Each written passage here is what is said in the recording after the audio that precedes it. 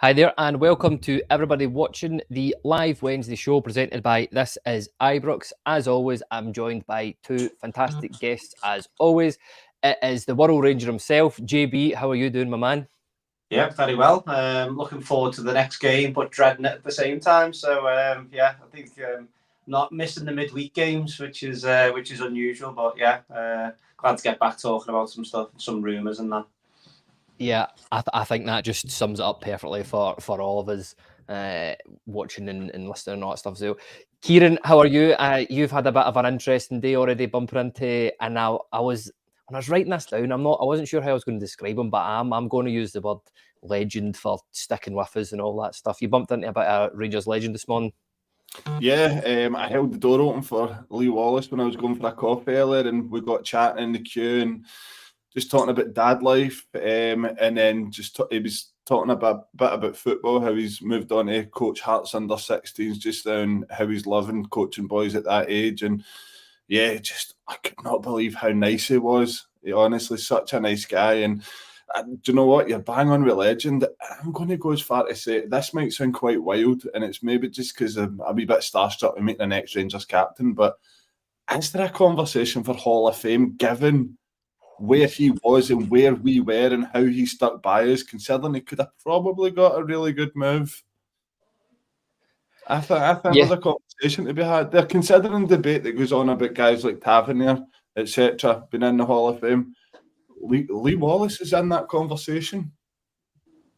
Listen, I agree with you. I know there's been loads of chats in the infamous TII WhatsApp chat, and for what he did, he was a very good player in those seasons, and he led by example, as you said, quiet guy, but he kept himself to himself, and it's the same thing that's levelled at Tav. He leads by example, and I certainly think Lee Wallace fits in that bracket. Paul McGarrigle here says Waldo was class, so yeah, I agree with that. On today's show, on you go. I'm saying me or Lee, which Waldo? Aye, both. That's fine. We'll go for Rangers legends. Both. You're a TII Hall of Famer. That's it. On the wonderful world of Rangers today, there's plenty to discuss. There are rumours of incomings and outgoings. They're starting to pick up a bit. It's that time of the season already. Ben Johnson reportedly in talks with joining the club from West Ham. The least shocking news of everything, I think, we'll read out in the agenda today. Fabio Silva is definitely returning to Wolves. Got reports that Barisic and Lundstram have agreed deals with Trabzonspor to join the Turkish club in the summer. We've got some pictures of next season's alleged kits we'll get up. We'll get everybody's opinions on those, get the guys' thoughts on those as well. VAR decisions, a Walter Smith statue is going up as well. About time for that. And after there's time, we'll get the guys' thoughts on the Player of the Year awards held by the club. What's the future of the academy with Seb Jacobs leaving? And we'll certainly get a look at the Kilmarnock game at the weekend.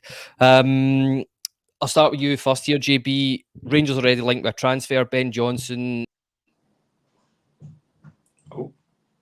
All right, so it looks like we've lost them, but we can carry on, and we know we're going to talk about Ben Johnson. So yes, so that one was linked in this morning. So we're reading that. I think kind of fits the profile for the type of players that we think that we're going to look at as a bit of a model moving forward. So I mean, they've done a bit of digging in this morning. I can kind of only remember him last season because I was kind of a little bit obsessed with fantasy football. So he was one of the options that was kind of bouncing in and out throughout the season. But I don't think he played too much. He hasn't played too much this season, but he had a good run last season and the season before. I think he's 24, 25, so good age. I think he's got just under 70 appearances in the Premier League.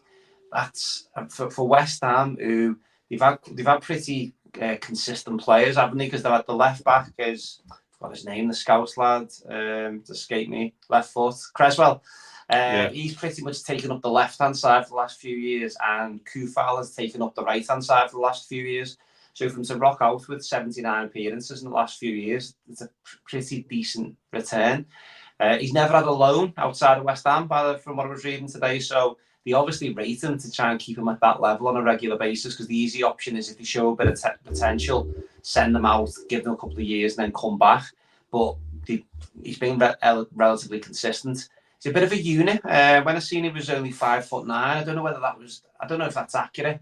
I'll probably have to check that in a couple of different medias, but he's a big lad, but he's quick, strong, comfortable on the ball. So obviously we're always going to compare big, strong, young centre-halves to your Calvin Bassies, but if you can bring players up and give them that platform, Dujon Sterling falls into the same category, big, strong, athletic, good on the ball.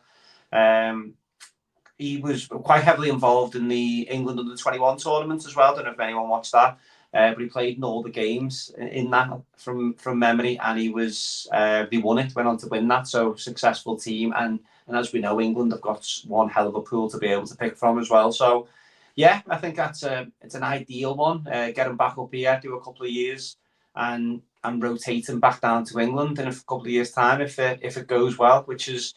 If we can do that, and that's the model that we can kind of produce moving forward, then it's a bit of a no-brainer.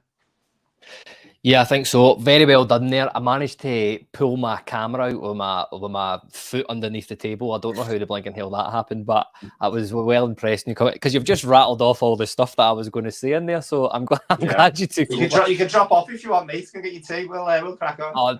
Take it to here, mate. I know. I'm not putting that to a vote. I dread to think what that would There'll be a Wirral Rangers supporters club just giving page going across the bottom before the break. Oh, that's it. A few of the comments coming in here. Paul says Johnson valued at $7.5 million, turned down a 4-year contract. Other teams linked with him, but that's who we need to be looking at. Bluebells are blue here says, I think he's had about 20 appearances this season as well. You touched on it there. He's part of the squad that won that Conference League with West Ham. He's won a European under-21 championship with England, which is, it's always important. I always think that's what we've been missing when we've been signing lots of players. I mean, they fit profiles, but you want them to have won stuff. Kieran, what's your thoughts on us being linked with a signing like this? Initially, I thought right back. I was like, that's maybe not a position that we should be prioritising, but good to hear that we're already in the sort of transfer window already, doing business early. Yep, 100%. Kind of along the lines what you said there, along why we're looking at a right back, and to me, it opens up a can of worms about a lot of different questions. That why are we looking at a right back when we've got James Tavernier there, who seems to be fit every single game, scoring goals, club captain, wouldn't be moved.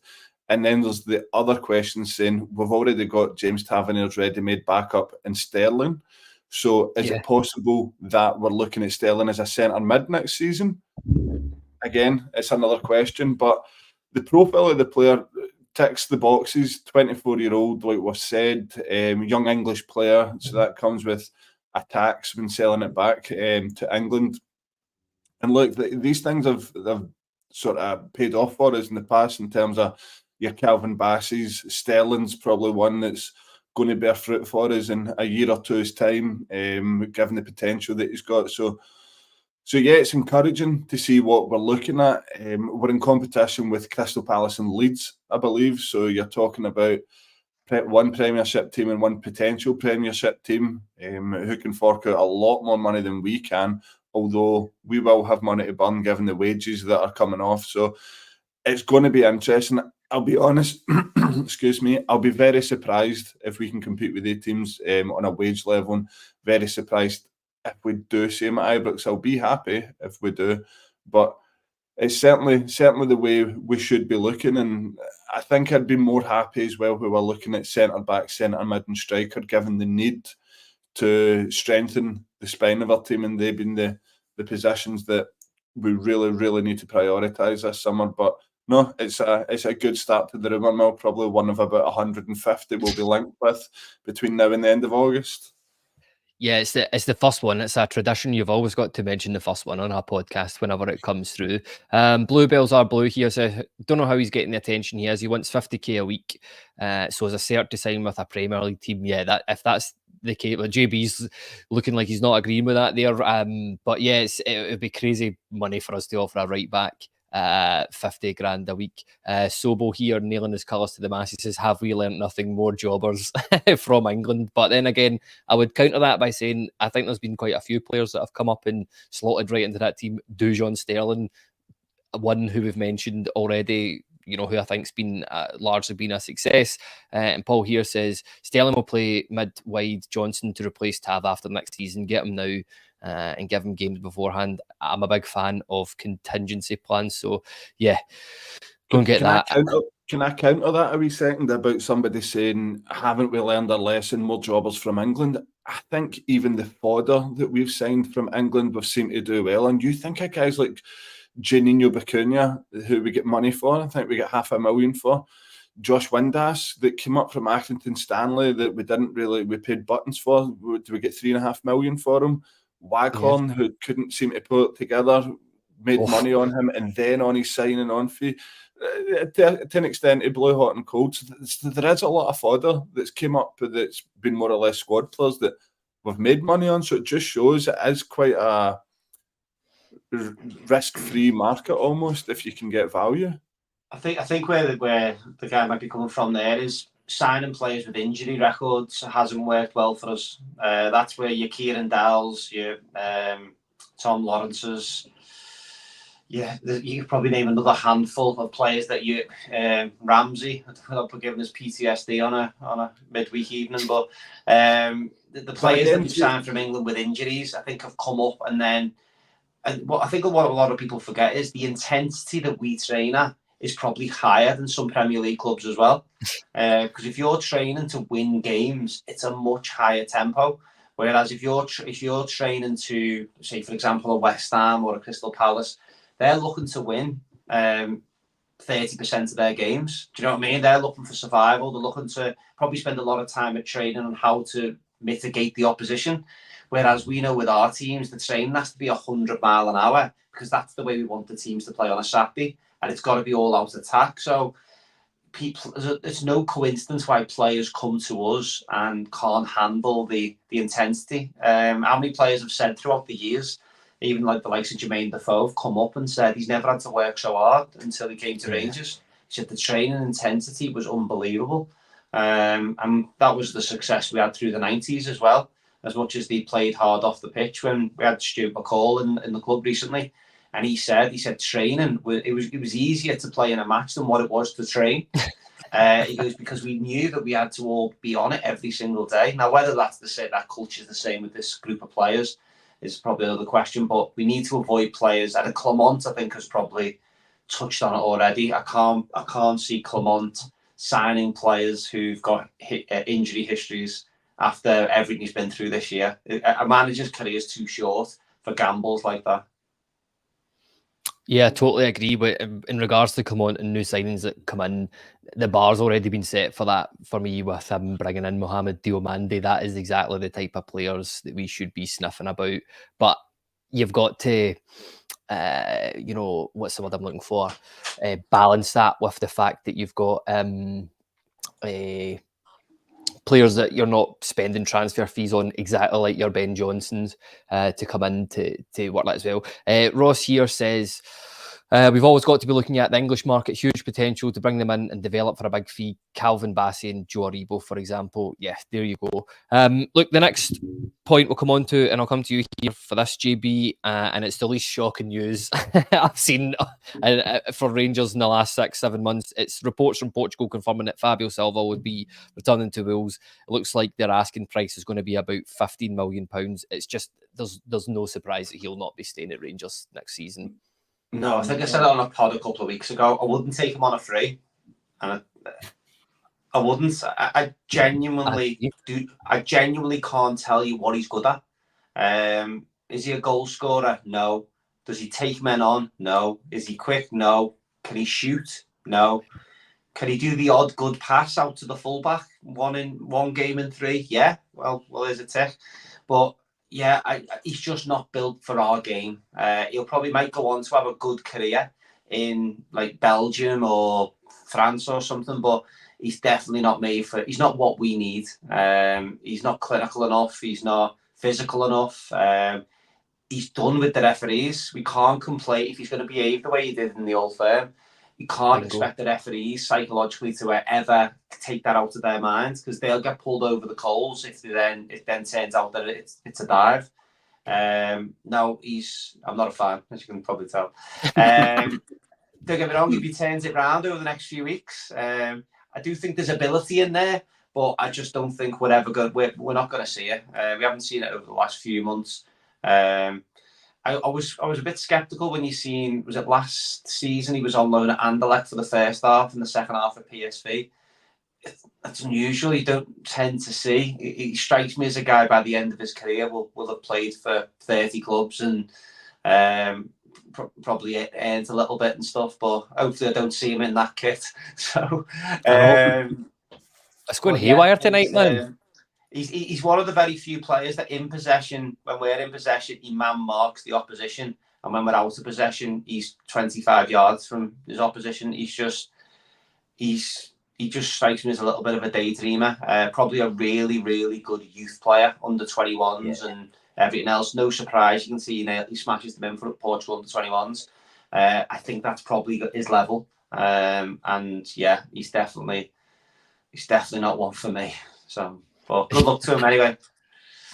Listen, that's what it's all about. I like it when people are just, very straight with their answers, and I think the large majority of Rangers supporters would agree with you there. To be honest, JB, I remember seeing the thing, the whatever Portuguese journalist it was saying that he was going back down to Wolves, and the first comment on it is that he shouldn't be playing for Rangers for the rest of the season if he's not going to be staying here. But I think we're going to need him. That's just all because of the lack. Yeah, just because of the lack of bodies. Right, I'll come on to you here, Kyran, for the next point. And I always say this phrase with a bit of a pinch of salt, but the journalist in question seems to be a bit more reputable than the sort of normal guff we get out of Turkey. And it is reports from Turkey alleging that Trabzonspor have signed and already agreed a 3-year deal with John Lundstram and a 2 plus a 1 year deal with Borna Barisic from Rangers. Would you be happy with the exit of both of these players from Rangers? Don't know if I'd be happy. It is overdue, and they both have been good servants to the club. Big moments. We look at the Europa League, etc. Borna as well, part of the 55 squad.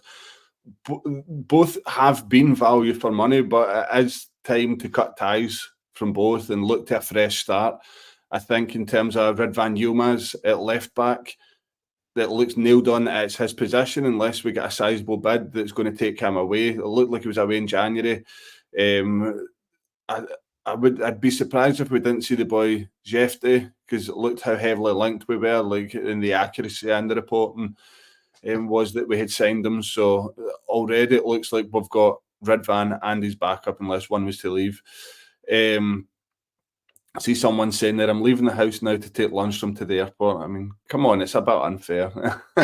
he's been a good servant to the club, but he's been far too hot and cold, like going through sort of white patches and purple patches, and you just don't know what you're getting sometimes. I think you look at when he came in under Gerrard, it was like, he said in an interview, I played under Steven Gerrard, he was my hero, I just couldn't do it under Gerrard. So he didn't do it under Gerrard.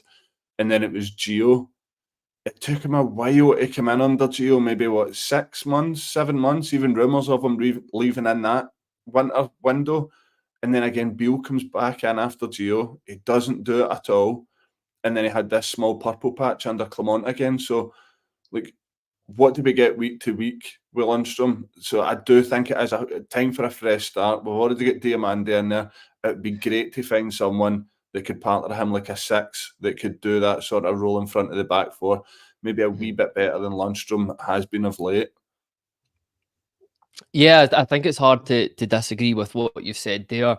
A couple of comments here. Sharpie Staunch says, I would miss Barisic, good crosses, but other than that, no, they can both move on. I think it's been a while since Barisic has put a decent cross into the box. I think where they're both alike is that they're very safe in the way they play. They'll have a lot of lateral passing back to the goalkeeper, the centre backs. I don't think that's what Clermont wants whatsoever. And you remember when he first came in and he went on about how he was direct and how players should take chances and pass the ball forward at every opportunity. Lundstram did start that when he first came in, and it sort of tailed back to the old Lundstram where it's side to side. and moving forward. So again, I think it is time for a wee revamp there.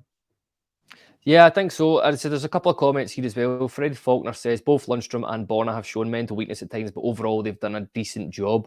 And again, I think that's a half decent summary of that there. Paul says both can leave. We need legs in the midfield and a defender who can defend. And yeah, again, it's hard to disagree with all the comments there. JB, I'll get your thoughts on it, but surely if the two of them leave, they will be some of the top earners at the club. That will free up a decent chunk of change. And yeah, I can't believe we're already using this word, but it would maybe signify if the two of them are off pretty sharp after the season finishes that we are going to be in a bit of another rebuild. Yeah. So Barisic, yeah, he can go anytime for me. I wouldn't have had him back on the pitch after what was that game we played before the Old Firm, and he made a mistake, and then 30 seconds later he was injured. He done the same on Sunday. He made a mistake in 30 seconds. He was injured. He's checked out. This is a guy that fantastic penalty taker. I'll never forget the Europa League final. Chance to take a penalty in a Europa League final, and then he claims he's torn his hamstring, and then he's available to play on the Sunday. It's back to what Kieran's point there, or one of the posters there around the mentality of the guy. He's just not for me. He's another one that's done. Lundstram is a funny one for me because I genuinely don't think we've ever played him in his best position. I genuinely believe that. He's always, him and Jack was kind of the ideal partnership because he took turns at kind of going forward and being that deepest man. One thing he's not, and one thing he'll never be, is a six. So where he's had his success at Rangers, you think about his appearances against Dortmund away, some of the big European games, Leipzig, one of the old firms at Hampden where he nailed McGregor. He was that forward midfielder. Would you have had Stephen Davis behind him? Maybe I'm trying to think who would have been sitting behind, but Ryan Jack was certainly there complimenting him, and that's when we kind of seen the best of him. The couple of times that Sterling was thrown into the midfield next to him, we seen a different player again. It was almost as if, right, I know I can carry the ball out, and I can drive, and then I can actually do something further up the field. But that number 6, he's not very good receiving the ball with his back to the opposition goal, and he's in that 6. You need someone that can swivel every time. So yeah, I like him because I do genuinely think he's a big honest guy. I think I know for a fact he's played through quite a lot of injury in the time that he's been with us. And I think he's one, if we'd have had a better end to the season, would have been one I think I'd have been delighted to see for probably another 12 months, 2 years.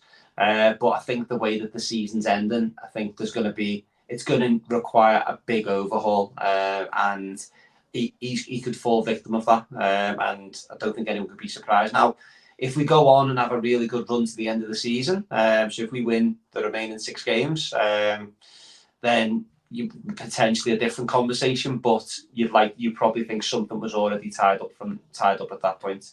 Knowing someone quite close to the Lundstram camp, nothing's been agreed, but we'll wait and see what happens. There you go. That's definitely part of the Scousers. It's like the goalkeepers union. It's the Scousers union being represented there. But yeah, he's a set to do a speakers night in about 10 years' time in the Wirral Rangers supporters club. July. Definitely, man. Yeah, the Bluebells are blue. Agrees with you here, JB. He said for a while now, Lunny's box to box. He doesn't get played in that role enough, and again, it's hard to disagree with that.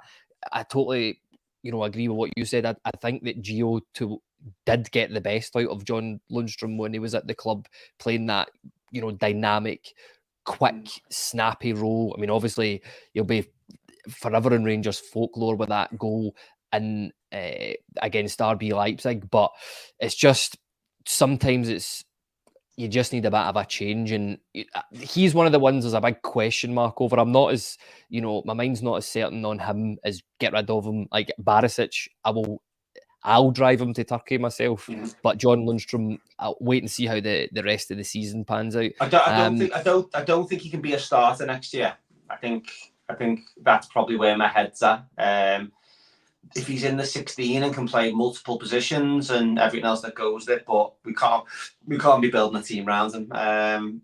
It's probably just a year too much for a couple of them. I actually think his best position for us in the style of play that we play would have been on in front of Tav on the right-hand side. That's where he played for Sheffield United that season, and he was immense. He was a fantasy football dream. I think he hit double figures for goals and assists because of that energy, and he's actually got a wicked right foot, but we don't tend to see it that often because of the positions that he gets in. He can whip a ball, but definitely if still there, definitely a squad player. Because what you've got to remember, it's all right saying, go out and get 15 new players. There's no guarantee that these 15 players are going to come in and get the club from day one. One thing we can't afford to do is start next season on the back foot. Do you know what I mean? We need to come out of the blocks flying at the start of next season. There's going to be big Champions League qualifiers. Are you going to throw guys like Ben Johnson in, who's probably never experienced the expectation that we've got, and say we sign 3 or 4 similar to that ilk? We're not going to be signing players who've Champions League experience, European experience en masse. So as much as I do think we need a refresh, we need to probably be a bit realistic as well. Because guys like him, and I know we'll probably get to Dessers at some point in the show because we always do. He's it's worse than that next. He's available to play, which unfortunately with the Rangers squads over the last few years, we haven't had a lot of players who've been available to play games, and I think that's partly part of the reason why these guys become targets: Tavernier, Goldson, Lundstram, and because we're not being successful, they're naturally the ones your head turns to because of the fact that they're consistently there, and if you're not consistently winning, then they're the first ones that unfortunately will get the finger pointed at them. Yeah. It's really hard to disagree with all that. There was a comment somewhere in there that says, for the wages that he's on, I would struggle to justify paying that for a squad player, and I think that's where it's at. But listen, that's the difficult questions that Clement's got to answer in the summer. I think he is that man for doing that, regardless of how the season ends up. I do think he has a plan. But listen, we'll move on. Not transfer speculation, but this is the kind of last bit, Kieran. I'll describe this as a somewhat successful loan move. We've not mentioned his name on the pod in a while. It is Sam Lammers. Obviously, he's over at Utrecht at the minute. He's set that record for Utrecht, scoring in 7 consecutive games. I think he scored 9 goals, 3 assists in his time there. I'm not going to ask the question, should Rangers bring him back and play him? I'm not unless you think the answer. Well, I will. Well, what's your thoughts on that hypothetical question? I'll stress. And what have you made of the loan move that he's had? This has probably been one of our best loan exits in a long, long time, right? And I'm going to make a point here, and I made it in the chat, and split views a wee bit. Somebody's just wrote, bring him home. You get home, like, we're not having that. Right. I hope whoever said that lives in Australia or something. Take him there. He's Dutch. RFC 72 is a Dutchman. It's Lammers himself. Let's try and look at it this way, right? So think of him as some sort of youth player that's not had this horrendous start to his career at Rangers, and we've put him out on loan, and he's done that well. And Utrecht are after him. There's interest from 20. There's supposed interest from Feyenoord. Why aren't we sort of looking for top dollar now? Maybe double what we paid for him. He's broke a record. He's obviously found his feet in a Dutch league. He's 24 years old. He's exactly the type of player that will do well in the Eredivisie. Why aren't we looking for 5 to 6 million for this guy? Because do you know what? For all we slag them across the city, they would be getting top dollar for players like this, and they do seem to get top dollar for players that wouldn't get in their first team. It's exactly what we were doing, and JB mentioned it. Dessers, right? There's a conversation around Dessers being sold as well, regardless of who thinks he's good and regardless of who we think is terrible, right? Dessers has now scored 20 goals, close to 30 goal contributions this season. His numbers aren't going to hit that with competition for the position next season. He's coming in his 30s We've paid a lot of money for him, so if we've got any interest in cashing in on a player, it's got to be him as well. There's a chance for us to go and sell him for over 6 million. There's going to be interest. There was interest in the winter transfer window. So again, I think we're not at a stage anymore where it's like, right, let's cut our losses and get money back for Lammers and get back what we paid for Dessers. No, these guys have got good numbers. They've got figures to back up why we should be looking to make a profit on them. We can't be a pushover in the transfer market anymore, and the player trading model has got to work. So in the case of Sam Lammers, the bidding has got to start at 5 million or we don't even pick up the phone. And that is crazy that we're having this conversation considering how we started at Rangers, but that's the way it should be. I think just on the back of that, Kyran, as well, I think if you look across the city as well, how much is it Mikey Johnson? Yeah, how much would a Championship club pay for him now? And I don't think you get many Celtic fans. I don't know any, but I don't think would want him back. Do you know what I mean? Yeah. So it's that very similar thing. And the two of them, if you guarantee they'll get more for him than what we'll get for Lammers. Do you know what I mean? Yeah. And I think it's a great point. And at the end of the day, that's the model. Bring players in for cheap, revitalise them, and get them gone again. So. He was definitely in the wrong move. Yeah, but Dessers as well. If you compare him to like Giakoumakis, again, you can only compare things to them because of the nature of our competition. But could we punt Dessers to the MLS? Look at the money we got for Sakala to go to Saudi. Dessers has proved throughout his career similar to Sholak. He's a journeyman, and so let's take advantage of that and get him out, Sharon. You know what I mean? So yeah, it's him or me. Yeah. It was. Well, that's the one universal thing I can say amongst all the supporters that I've. I mean, obviously I don't know every single person's opinion, but like the general feel is that he's not good enough to come back. But you know, if the shoe was in the other foot, if you're a Rangers supporter and you're getting told, look, see in the last, there's a player coming in, he's played in Holland, he's scored 7 games in a row, got 9 goals, 3 assists. I mean, you're thinking we're paying 10, 11 million quid for a guy like that. So I totally agree with you. We should be looking in that market, and hopefully Niels Coppen may know a contact or two in Holland that we can get it. But a couple of comments here. Paul says, before you say it, no, he's not coming back. Over a Hill says he suits Holland. Let's just leave it at that. RFC 72 says, crazy to think we could make a profit on Lammers and probably Dessers as well, which is absolutely mental. And Bluebells chimes in here. He says, don't see us getting more than what we paid on Dessers, giving his age. Yeah, it'll be dead interesting to see. It will be a fascinating transfer window when we get to it. JB, I'll come to you for this next point here. It's everyone's favourite subject in the whole of Scotland. It is VAR. According to the independent review panel, it looks at key incidents from the Premiership games. I think it was 13 in total were incorrect, and there's 2 of those in the latest tranche involving Rangers.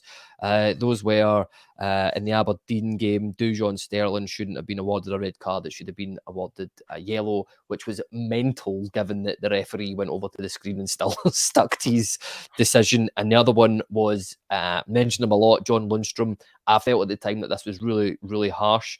Him getting it should have been overturned. VAR should have looked at it and no handball offence should have been given. Interestingly enough, Rangers are the club in the entirety of Scotland where VAR is deemed to award the most incorrect decisions against them, which is mental and doesn't fit a certain narrative that's been peddled from the other side of the city. What did you make of the independent review panel's findings?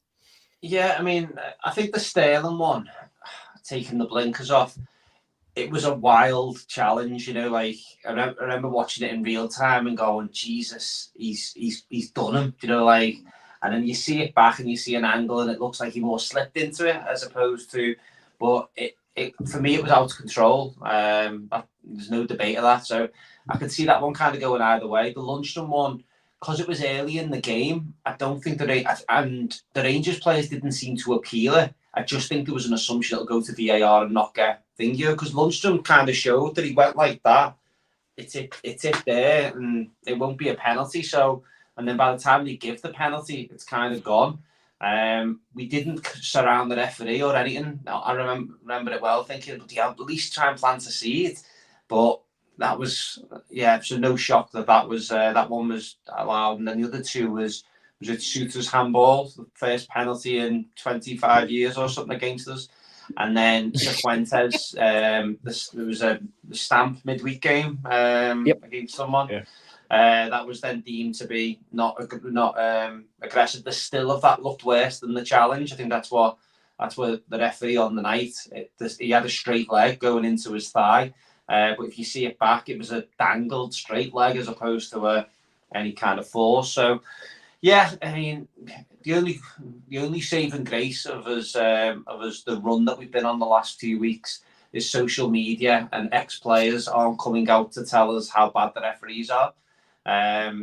They disappeared into a massive hole. No doubt they'll be back out over the next 2 weeks. If we win at the weekend, there'll be something controversial ready to plant a seed ready before that game on the 11th.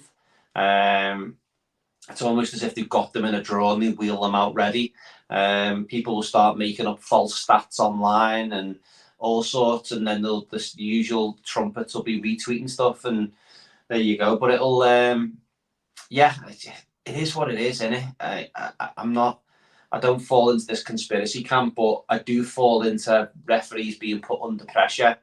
The job that us three do, the viewers, if you get put under pressure and somebody puts something in your head, you're double checking yourself. And I think that's what's happening at the moment. There's that much pressure for big bad Rangers to be penalised on everything. It's done, and then that leaks down to players as well. Cantwell, he said he's had more bookings last season than what he's had in his whole career. Fabio Silva's now unfortunately put himself in that position as well. So yeah, it is one of them.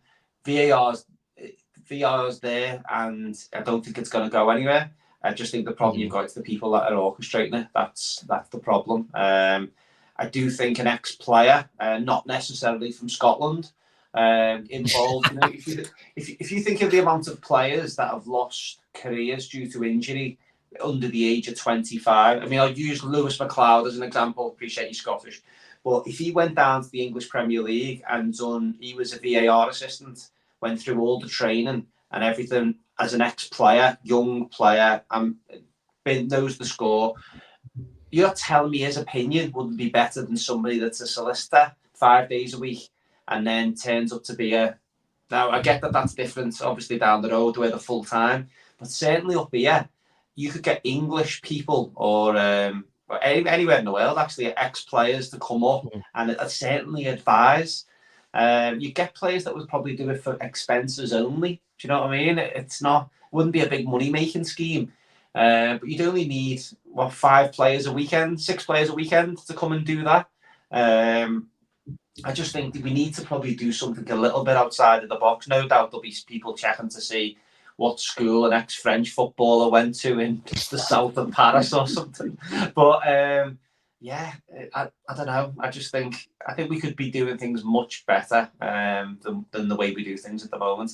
I think that we also need we're crying out for a Dermot Gallagher type show in Scotland as well, you know, the weekends, where you actually get a good professional ex-referee. I'm not saying Madden, but somebody to come out and give their opinion on these decisions in Scotland. A neutral would be even better again. Crawford Allen coming out and doing something. I mean, the guy, he's hide and seek champion of the world, isn't he? You know, like in terms of, he's just, who is he? I couldn't tell you what he sounds like. Between him and Doncaster, it's like they're absolute ghosts. So I think that's where the Premier League have kind of embraced it as much as they've had as many, if not more, high-profile balls ups than us.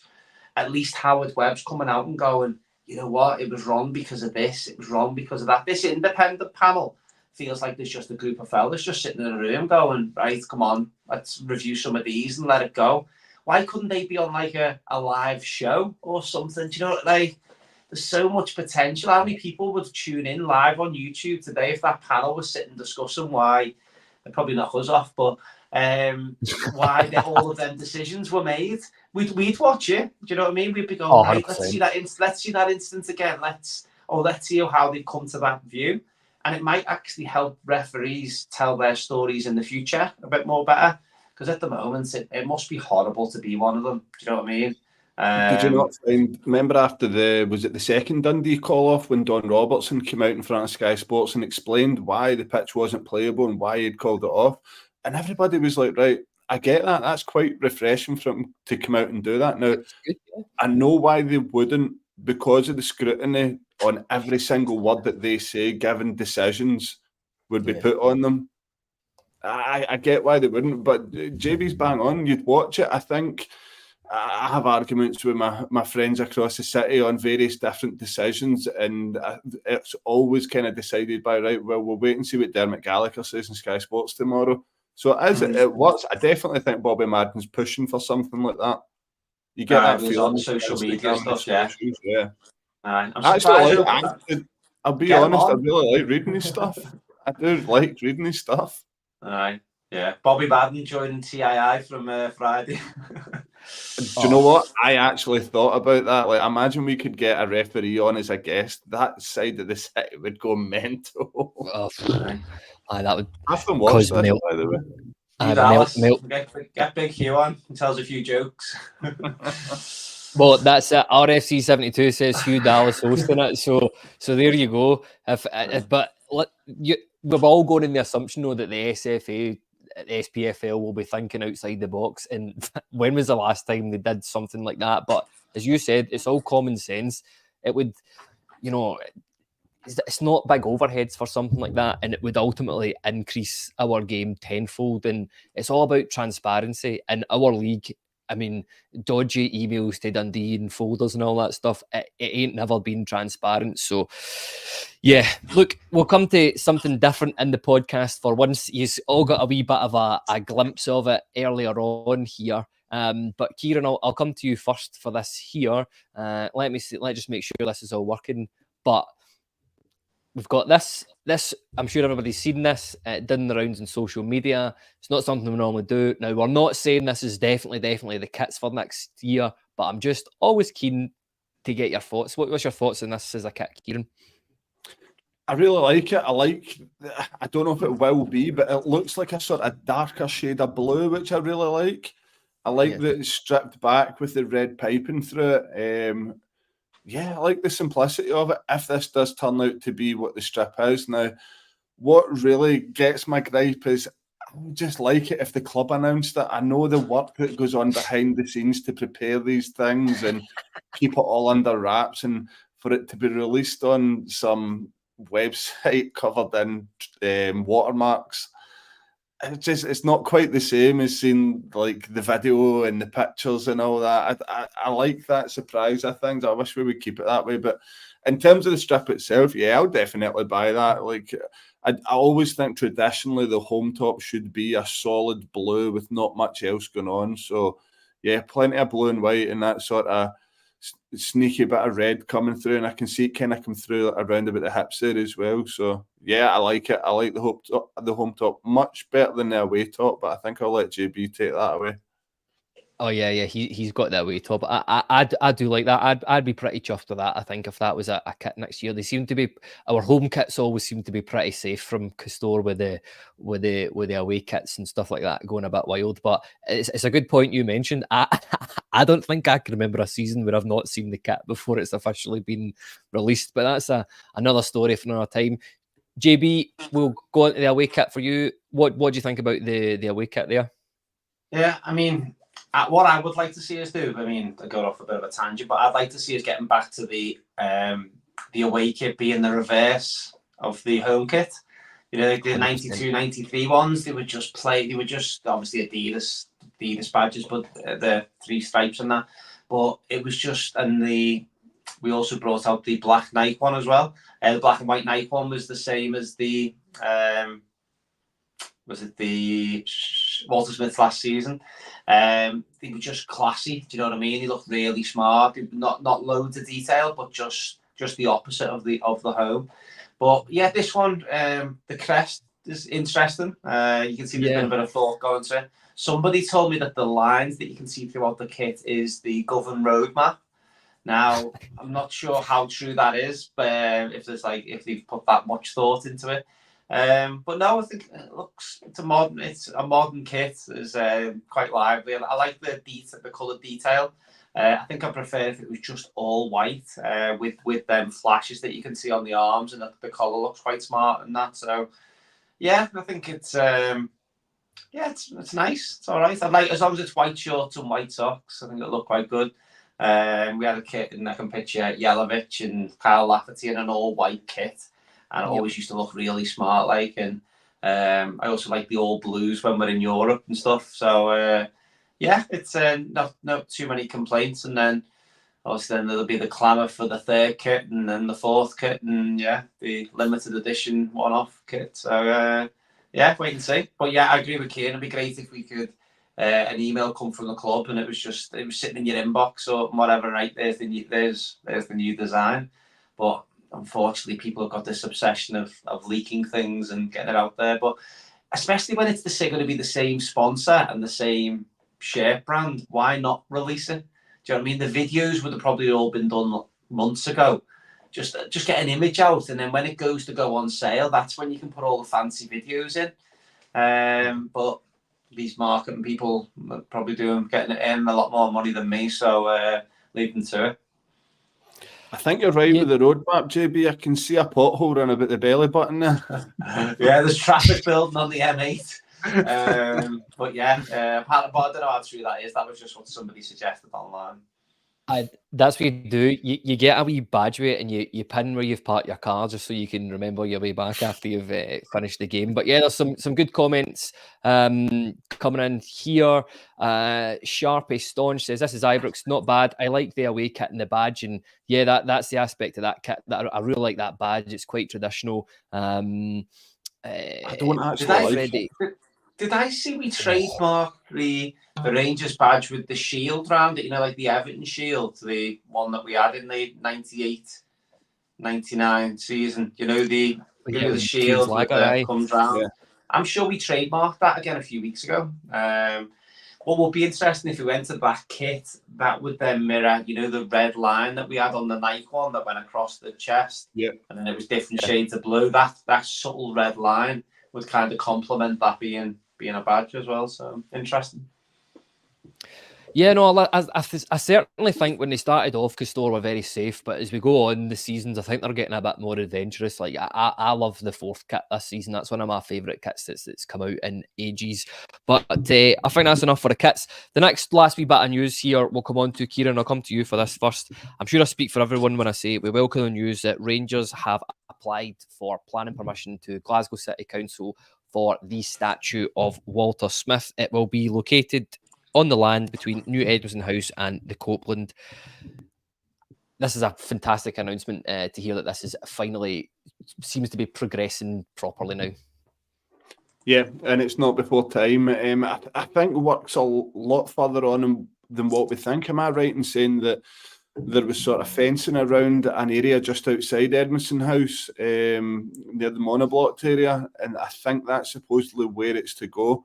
Now, in terms of the statue itself, my God, there's never been a bigger legend at Rangers in my lifetime than Walter Smith.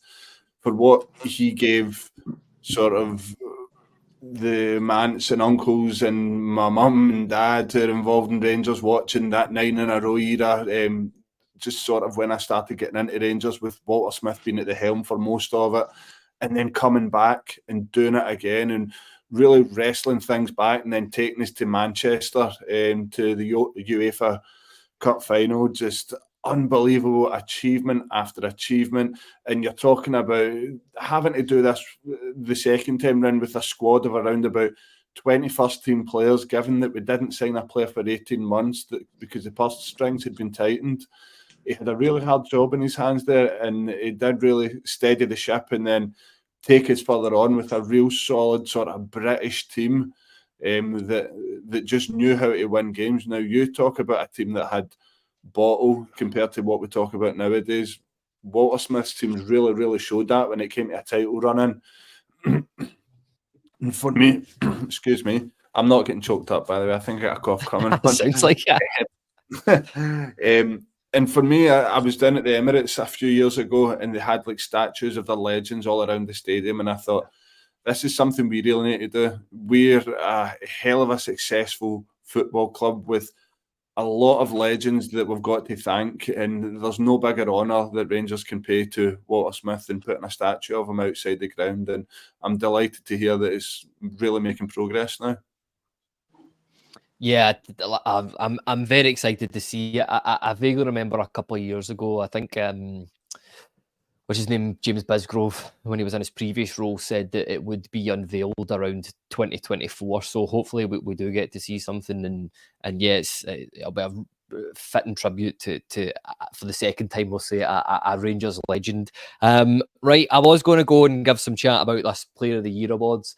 The only thing I'll say on it is we should never be hosting Player of the Year awards, Goal of the Year awards, and that stuff until the season's done. But we can leave that for next time. I'll come to you, JB. We'll just move straight on to the game against Kilmarnock. Obviously, we know on the Wednesday show we're not up to date with all the injuries.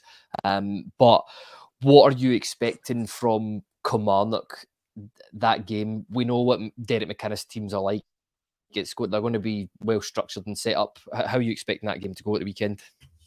Yeah, I think it's one of them, like so many with us. If we score early and settle the nerves, it'd be great to see us put on a little bit of a show. Feels as if we haven't been back at Ibrox for ages, doesn't it? But yeah, just 3 points. We just need to get 3 points on the board. I am slightly concerned we could still beat them, and it still mightn't be enough. At some point, we're going to have to score some goals. We're going to have to get some goals on the scoreboard, and a Kilmarnock team isn't one that you'd probably be eyeballing. I think the chance to probably do that would have been last weekend. But in terms of what we'll be up against, they'll be up against a well-organised side. Obviously, they've got some really good young players coming through the ranks there that we'll be keeping an eye on. Watson's one that I think is getting a lot of noise at the moment. Do think he'll probably be a little bit lightweight for what we need, but certainly the kid's shown so much potential. I don't know. I just think it's going to be. I can't see it being straightforward. Unfortunately, I think it's going to be one of these ones that will probably be just a typical Rangers performance that we've seen over the last few weeks. I just hope that the quality shines through. I think manager's got some decisions to make. Obviously, there's got to be one eye starting to build up in terms of what things look like for the game on the 11th. Do you mess about with your centre half pairing? And I know is there another pod before the game on Saturday, before we start going into teams and stuff? But does he mix Goldson? No, fire away. We'll get all that. Yeah, Goldson, Balogun, Shooter. What does that look and feel like? How far is Yilmaz away? The midfield, just for me, I think the games are passing by our midfield, other than maybe the Hearts game at Hampden. That combination of Lundstram, Cantwell and Diamandi just doesn't seem to be controlling games. So what do we need to do to change that? I don't think we've got any of the players naturally deserve a shot on the wing. There's no one jumping out. As much as it would probably pain me, can we do a little bit something different with Cantwell? Does he need to come off a wing in order for us to get Sterling back into the midfield if Yilmaz is back, for example? I don't know. We need to get some more goal scorers on the pitch at the same time. The other day we were looking at McCausland. We're looking at single digits between Silva, McCausland, Scott Wright. All these guys, you're throwing them in there and you're going, right, you're in there to create or score goals. These guys haven't got 10 goals between them all season, and probably haven't got 10 goals between them in their careers. So to expect them to step up and do that on that occasion, I'd like to see Lawrence maybe coming in from a wing. I said this before, we don't play the style of play like Celtic play, where their game's all about high energy and getting players to the touchline. Even when we've got Rabbi Matondo, he doesn't get to the touchline. Ross McCausland tends to cut inside. I think having someone like Lawrence on the pitch would give us... He can go both ways. He can strike the ball both ways. He's got a bit of dig. Albeit, do I see him being there next season? No. But one thing he has proved over the years, he can score goals, he can get into positions, he can win free kicks. So I think if we can find a way to get him and Cantwell both on the pitch at the same time, I think that would be a useful option. Yeah, maybe same with this Rangers team again. It's just getting more goals into that team. Diamandi coming in, freshening things back up for us. But again, that midfield, Diamandi almost for me should be playing in the 10 with a view that he can get back because he can do both elements of the job really well. I think he's a little bit isolated at times, but yeah, definitely Ridvan coming back in is massive for us because I wouldn't trust Borna as far as we could throw him. So just looking at that team that Paul's put up to have goals and Balogun, yeah, I wouldn't argue with that. Ridvan, Lundstram, Diamandi, Cantwell, Sterling, Lawrence and Dessers. Yeah, I wouldn't be too displeased with that. The centre half pairings interesting. I think everybody's got a different view on what that should look and feel like, shouldn't it? So yeah, wait and see. You're not joking there. Kieran, the Blue Bells, our Blue says, expect a tight game. We'll be happy with the 3 points with this one. Not the game to find the goals. We need just get the win. So 2 questions from that. What are you expecting from a Rangers performance this week? Because for me, although we won 2-1, I just thought that we lacked conviction against St Mirren away. And there's only 4 games left of the season now. When is the time for a game to score goals to reduce that goal difference deficit? Oh, it's got to be now or never, considering what we've got round the corner. Like the following weekend, it's got to be this weekend if we have any intention of winning the league. Now, what do we expect from this Rangers team? I think I touched on it in our chat after the game at the weekend there at St Mirren. The celebrations for the goals, the celebrations after the game, just the body language. We look defeated. We're in a title race here, and it just feels like they've completely lost belief after that Old Firm game at Ibrox. Now, for me, probably more after the Motherwell game, because, like I say in the previous pods, I feel like they've set the blueprint and how to set up and how to beat that sort of Rangers Clermont team, and we've not really recovered from it. Now, Derek McInnes is the type of manager that will relish coming up against a Rangers that aren't exactly on form and full of confidence. I expect him to go man for man all over the field like he used to do with Aberdeen against us. And for us, we need to be up for it. We need to be good off the ball, probably produce a lot more quality and movement off the ball than we do on the ball to sort of take them out of shape in a way. The last game against them, it took us a while to break them down, if I remember correctly. The game at Rugby Park again was a tough game against them. So credit where it's due. Like Kilmarnock have had a phenomenal season. Derek McInnes has built a really good squad there, and he's probably coming up against us at the right time. Now, for me, having watched both teams at the weekend there, Rangers and Celtic, I feel there's a twist coming this weekend. I just don't know who it's going to be. I think both of us were poor last weekend. A lot of people are saying that it's 2 of the worst Old Firm teams going for a title, and the quality's not really there from both just now, is it? Let's be really honest about this. Since that defeat to Motherwell, we've not produced. They've not exactly set the header alight. Watching both teams last weekend, any of us could drop points. I just wouldn't I'd probably put money on us. It'd be us, right enough. It's a sad thing. There we go. There's the standard answer for the Rangers fan there. Just assuming the worst, but I think that's just the just to protect ourselves from what's happened in the past. But look, William here says, I don't have any fear against Kilmarnock. I had more nerves against St Mirren, and do you know what? I wish most of us were like that, but Derek McInnes, what he's done with it, there's a reason why he is up for manager of the season this year. He's worked really, really well with that squad and from where they've come from. But yeah, hopefully it's not Rugby Park. It's not in that pitch. We're at Ibrox. I'm sure the support will play a massive part in that. But listen, just before we go, I want to get a wee quick score prediction. So JB, I'll come to you and get a wee score prediction from you. 1-0 Tav Pen. Oh, I'll take that all day long. Kieran, yourself? 1 each, season over. Nah, I'm only kidding. I'll tell you what, let's go positive. 4-0 Rangers, clean sheet, we're back on track and we're ready for the Old Firm the following weekend. Yeah, that would be brilliant. I would take that all day long. Paul here says, Paul here says 3-4-0. Trying Scotsman, he's gone very, very optimistic. That would overtake the goal difference. Now, I'm not sure I can see that happening, but I would love it if we did, because I would certainly have the Old Firm game that's on the horizon. That would certainly make that very, very interesting. Not that it isn't already. Blue Bills are Blue says 2-1 to us. Hugo Bear says 3-2 to Rangers, and William pipes up here and he says 3-1. But listen, that just about sums it up for tonight. Just want to thank both my guests for joining me. So thank you very much, JB. Cheers, thank you. See you soon. And thanks very much, Kyran. Always a pleasure. Thank you.